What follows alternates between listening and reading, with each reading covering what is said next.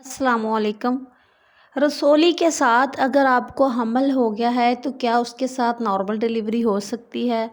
और रसोली में आप किन सूरतों में ऑपरेट करवा सकते हैं, किन सूरतों में रसोली आपके लिए नुकसानदेह है और किन कंडीशंस में आपके लिए रसोली नुकसानदेह नहीं है। आज हम फ़ाइब्रॉइड यानी कि रसोली पर बात करेंगे। तो साफ़ लफ्ज़ों में समझाऊँगी आपको कि अगर आपको रसोली के साथ हमल हो गया है, अगर क्या हमल हो जाता है, रसोली के साथ कंसीव कर लेती हैं, लेकिन पहले ये देखा जाता है कि रसोली है कहाँ पे। बच्चेदानी के अंदर है, बच्चेदानी के बाहर है, बच्चेदानी के मुंह के ऊपर है रसोली, रसोली किस जगह पर है। मेरी एक बहन का कमेंट आया है कि मुझे रसोली है और मैं हामला हूँ, क्या अब नॉर्मल डिलीवरी हो सकती है? तो उस बहन के लिए मैं ये कहूँगी कि पहले वो रसोली की जगह मुझे बताए। देखिए, अगर तो रसोली आपके बच्चेदानी के मुंह के ऊपर है, फिर नॉर्मल डिलीवरी मुश्किल है, क्योंकि बच्चेदानी का मुंह खुलता है, स्पेस बनती है, तो बच्चे का हेड बाहर निकलता है। अगर तो बच्चे का हेड बाहर निकलना है लेकिन आगे रसोली है, रसोली तो साइड पे नहीं होगी, रसोली तो वो जगह को कम करेगी। जो स्पेस है जहाँ से बच्चे ने आना है, वो जो स्पेस है वो रसोली की वजह से स्पेस कम होगी, जिसके लिए नॉर्मल डिलीवरी मुमकिन नहीं है। अगर तो रसोली एक साइड पे है यूट्रस के बाहर, फिर भी आपका नॉर्मल डिलीवरी हो सकती है। अगर यूट्रस के अंदर है फिर भी आपकी नॉर्मल डिलीवरी हो सकती है। लेकिन अब ये जगह देखने के लिए मैंने उस सिस्टर को बोला था कि आप मुझे अपनी व्हाट्सएप पे या मुझे इंस्टाग्राम पे सेंड कीजिए अपनी सारी रिपोर्ट्स। तो जब उनकी रिपोर्ट्स आएंगी तो मैं उनको रिप्लाई कर दूँगी। तो इससे पहले, आगे बढ़ने से पहले, मैं आपसे रिक्वेस्ट कर रही हूँ कि प्लीज़ अगर आप न्यू हैं तो चैनल को सब्सक्राइब कर लीजिएगा। वीडियो पसंद आने पर लाइक ज़रूर कीजिएगा और कमेंट में अपनी राय दीजिए। कोई क्वेश्चन हो तो वो भी पूछिएगा। तो किन सूरतों में आपको ऑपरेट करवाना चाहिए? देखिए, अगर तो रसोली आपको तंग कर रही है, यानी कि बहुत ज़्यादा ब्लीडिंग हो रही है, या आपको बहुत ज़्यादा दर्द रहती है, या आपको बहुत ज़्यादा इन्फेक्शन कर रही है, इससे इन्फेक्शन भी हो सकता है, इससे बहुत ज़्यादातर दर्द और ब्लीडिंग, ये रसोली की आम अलामात है।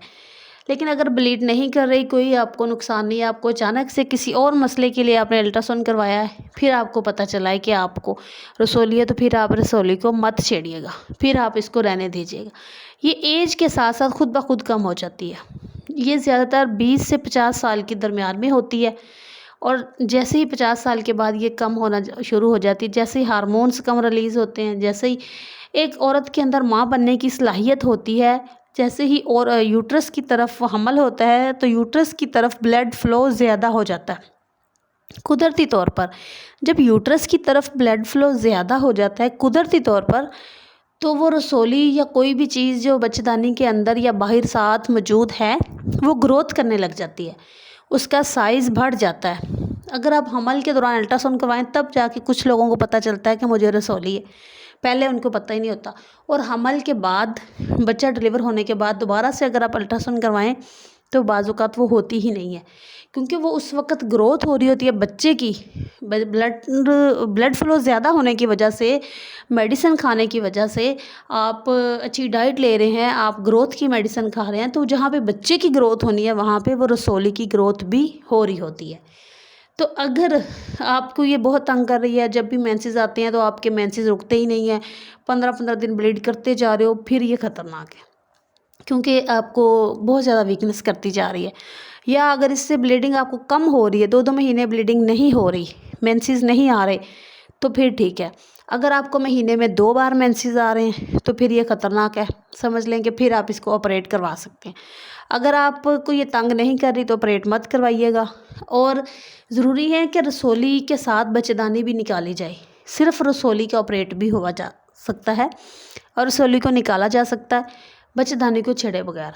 लेकिन अगर बच्चे का आप ऑपरेशन करवा रहे हैं और आप कह रहे हैं कि साथ में रसोली भी निकल जाए, तो इसके लिए आपकी सेहत इस काबिल होनी चाहिए कि वो रसोली निकाली जा सके। इसलिए कि अगर आपके जिस्म में टोटल 10 ग्राम ब्लड है, 10 आपकी एचबी है, तो बच्चेदानी तकरीबन 2.5-3 किलो ब्लड आपका वेस्ट होगा सिर्फ रसोली पे। और यूट्रस, रसोली, आप रसोली को छोड़ दें, सिर्फ बच्चे का सी सेक्शन करवाएं और इसको अलग ऑपरेट करवाएं, इसको रसोली को निकालने के लिए, या फिर आपकी एचबी होनी चाहिए। इसके अलावा अगर तो आपको हमल है रसोली भी है। तो आपको अपने टेस्ट करवाने चाहिए, आपको अपना ब्लड ग्रुप पता होना चाहिए और आपको ब्लड डोनर का पता होना चाहिए कि आपको ब्लड किसने देना है, क्योंकि एंड टाइम पे आपका कंडीशंस ऑपरेट की तरफ जा सकती है रसोली की वजह से। जब रसोली में आप ऑपरेट करवाएंगे तो उसमें आपका ब्लीड बहुत ज़्यादा होगा। तो जब ब्लीड बहुत ज़्यादा हो सकता है तो इसमें आपको कम से कम 3-4 ब्लड का आपको अरेंज करके रखना होता है कि आपको पता हो कि ये मेरी एचबी है और जिस बंदे ने मुझे ब्लड देना है उसकी ये एचबी है और ये उसके टेस्ट हैं और ये उसकी रिपोर्ट है। सारा कुछ आपको होना चाहिए और एंड टाइम पे आपकी एक कॉल पे वो आपके पास हो, ठीक है। क्योंकि हमारी बॉडी में 10 से 15 मिनट लगता है पूरा ब्लड वेस्ट होने में, और ये जो इसकी वेन्स यूट्रस की तरफ हैं ये बहुत ज़्यादा ब्लीड करती हैं ऑपरेट के दौरान।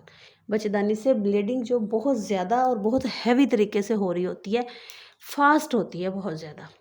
इसमें आपने कंसीव कर लिया तो आपने अपनी आम रूटीन के मुताबिक अपनी डाइट बहुत ज़्यादा बेहतर रखनी है हमल के लिए, तब आपकी रसोली कुछ नहीं कहेगी आपको वीकनेस नहीं होगी। तो आपने प्रेगनेंसी में ड्राई फ्रूट्स खाने हैं, ड्राई फ्रूट्स आपने मिल्क शेक बना के पी लें, आप जूस की सूरत में, या आप वैसे खा लें जैसे भी खाएं, या आप कोई उसके लड्डू वगैरह बना के ड्राई फ्रूट्स के खा लें। खजूर का इस्तेमाल आपने पूरी प्रेगनेंसी में करना है। फर्स्ट ट्राइमेस्टर में पहले 3 महीनों में आपने खजूर जो है वो सिर्फ 3 खजूर खानी है डेली की, एक टाइम, ठीक है। और सेकंड ट्राइमेस्टर में आप ये खजूर 7 अदद कर देंगे, 7 खजूरें आपने खानी है। और थर्ड ट्राइमेस्टर में यानी कि 7वां 8वां 9वां महीना, इन दिनों में आपने ये जो 9 खजूरें खानी है ये आपने रूटीन बना लेनी है। और फर्स्ट ट्राइमेस्टर में अगर तो गर्मी है बहुत ज़्यादा, आपका स्टमक बर्दाश्त नहीं कर रहा, तो एग आप कम खाएं या खाएं अंडा बॉयल किया हुआ। इसको आपने खा के ऊपर से 1 गिलास ठंडा पानी का पी लेना है। और सेकंड ट्राइमेस्टर में अगर मौसम आपका ठीक है तो आपने डेली का 1 अंडा लाजमी खाना है। और थर्ड ट्राइमेस्टर में जाके 9वें महीने में आपने कोशिश करनी है कि 2 अंडे डेली के खाएं। अंडा एक मुकम्मल ग़िज़ा है, आपको प्रोटीन की ज़रूरत है, आप रेड मीट खाएं, फ़िश खाएं, इसके अलावा आप कलेजी वगैरह खाएं। अपनी डाइट आपने बहुत अच्छी रखनी है, दूध आपने डेली पीना है, कैल्शियम, आयरन और सप्लीमेंट्स आपने लाजमी लेने हैं। सप्लीमेंट्स पहले 3 महीनों में फोलिक एसिड लेनी है और उसके बाद फोलिक एसिड 9 महीने तक लेनी चाहिए। लेकिन आगे जो आप सेकंड ट्राइमेस्टर में आप मेडिसिन चेंज करेंगी, आयरन कैल्शियम खाएंगी, उनमें देखना होगा कि उन मेडिसिन में आपके फोलिक एसिड मौजूद है या नहीं। अगर आपके उन मेडिसिन में फोलिक एसिड मौजूद है तो आप अलग से फोलिक एसिड मत खाएं। अगर उन मेडिसिन में फोलिक एसिड मौजूद नहीं है तो आप अलग से फोलिक एसिड का इस्तेमाल करें। तो उम्मीद करती हूँ कि रसोली के हवाले से आपके जो क्वेश्चंस होंगे वो इस सेशन में हल हो गए होंगे। अगर किसी का कोई सवाल रहता है तो आप मुझे इंस्टाग्राम पर या आप मुझे कमेंट में पूछ सकते हैं। तो मिलेंगे।